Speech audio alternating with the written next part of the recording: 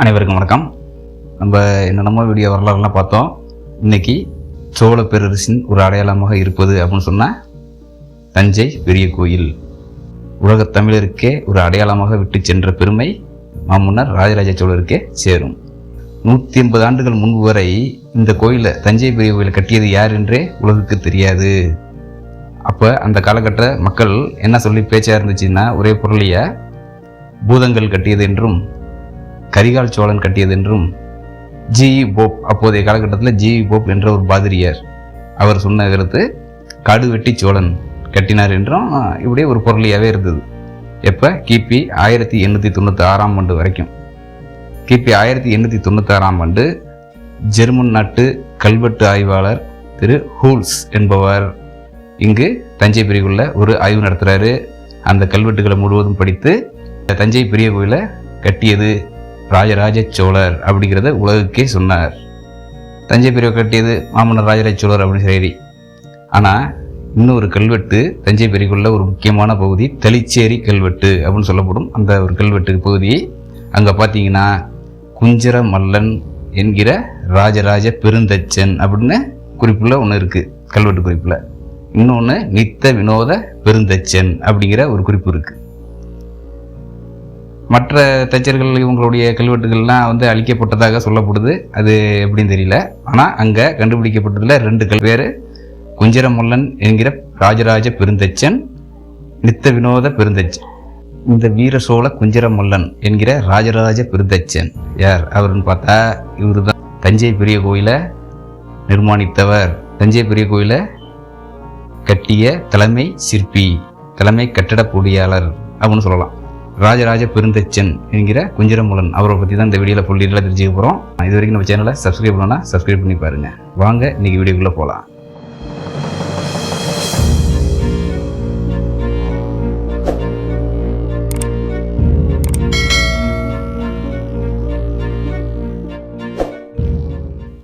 நவீன தொழில்நுட்பங்கள் இல்லாத காலகட்டத்தில் நம் தமிழர்களுடைய அறிவை, அந்த பிரம்மாண்டமான கட்டிட அமைப்பை, இதை வைத்து தான் நம்ம அவங்களுடைய அறிவை தான் நம்ம வியந்து பார்க்குறோம்.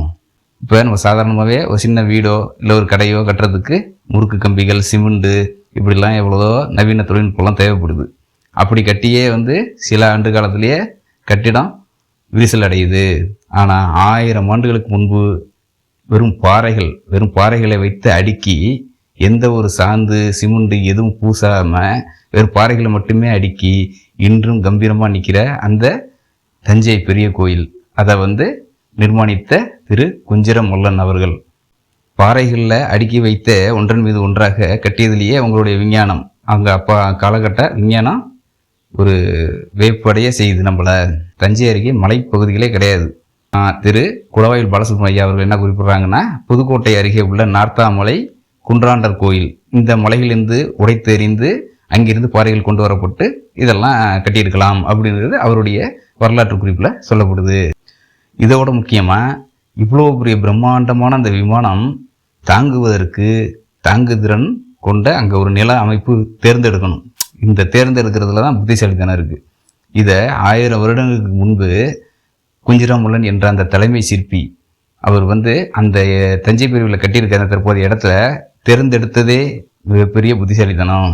காவிரியின் கிளையாறுகளான வடவாறு, வெண்ணாறு, அதை சுற்றி பார்த்தீங்கன்னா வண்டல், களிமண், இப்படி மணல் உள்ள இடம். அது தஞ்சையின் மேற்கு பகுதி பார்த்தீங்கன்னா, மேற்கு பகுதி கிழக்கு பகுதியெல்லாம் பார்த்தீங்கன்னா வயல்கள், புன்சை நிலங்கள், இப்படி ஆறுகள் உள்ள இடம். இந்த இடத்துல மண் அழுத்தம் இருக்காது. இந்த தஞ்சை நகருடைய தென் பகுதி, அங்கே தான் நம்ம தஞ்சை பெரிய கோயில் அமைஞ்சிருக்கு. அந்த இடத்துல மட்டும்தான் உள்ள அந்த இடம்தான் செம்பாறை கற்கள் நிறைந்த ஒரு அழுத்தமான பகுதி. இந்த இடத்தை தேர்ந்தெடுத்தது தான் அவரோட புத்திசாலித்தனம். யாரு? குஞ்சரமல்லன் எனும் ராஜராஜ பெருந்தச்சன். தஞ்சை பெரிய கோயிலை சுற்றி அந்த பகுதி முழுவதுமே ஒரு மண் அழுத்தம் உள்ள பகுதி. சமீபத்தில் ஒரு ஆய்வில் இந்த பகுதியில் உள்ள தாங்குதிறன் அழுத்தம் எவ்வளோன்னு செக் பண்ணி பார்க்குறாங்க.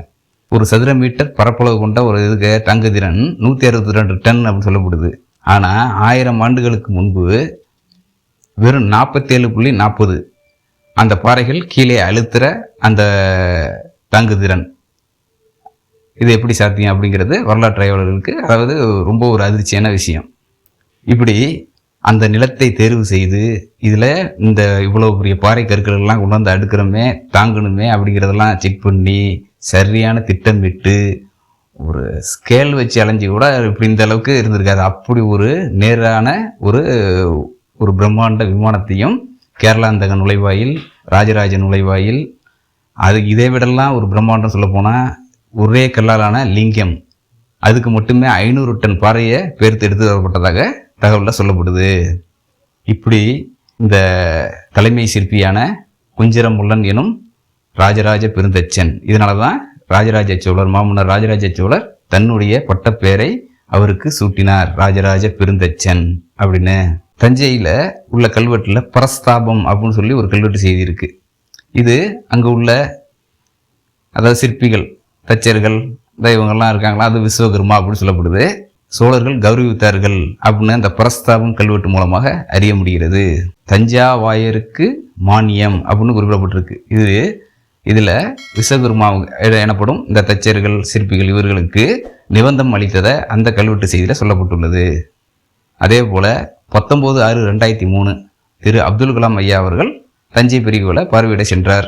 அப்போ அந்த விமானத்தை பார்த்து பிரமித்து போய், இப்படி ஒரு கட்டிடக்கலை 1000 ஆண்டுகளுக்கு முன்பு எப்படி கட்டினார்கள், இதை ஆராய வேண்டும், நன்கு ஆராய வேண்டும், இந்த கட்டிட தொழில்நுட்பத்தை எப்படி என்று ஆராய வேண்டும் அப்படின்னு சென்னை பொருட்காட்சியத்துக்கு ஒரு அறிவுரை கூறினார் என்ற ஒரு தகவல் சொல்லப்படுது. அப்போ அப்போ உள்ள கட்டிடக்கலையை இன்னைக்கு எப்படிங்கிறது யோசிக்கவே முடியல. அப்படி இருக்கு, கம்பீரமாக இன்னமும் நிற்கிது தஞ்சை பெரிய கோயில். விஸ்வகர்மா வரலாறுல ஒரு செய்தி சொல்லப்படுது. தலைமை தச்சரான திரு குஞ்சிரமுள்ளன் அவர்கள் தஞ்சை பெரிய கோயிலில் பணி நடந்து கொண்டு இருக்கும்போது இவர் திட்டங்கள்லாம் தீட்டி திட்டங்கள்லாம் செய்கிறாரு. அந்த கோயிலை நுணுக்கமாக செய்யணுங்கிறத ஆர்வத்தில் அவர் அந்த பணியில் ரொம்ப ஒரு கான்சன்ட்ரேஷன் பண்ணுறாரு. அப்படின்னு அவர் வெத்தலை பாக்கு போட்டுக்கிட்டு அவர் செய்கிறாரு. மன்னர் மாமன்னர் ராஜராஜ சோழர் நிற்கிறாராம் அவர் அருகே. ஆனால் நின்று அவர் தொந்தரவு செய்யவில்லையா.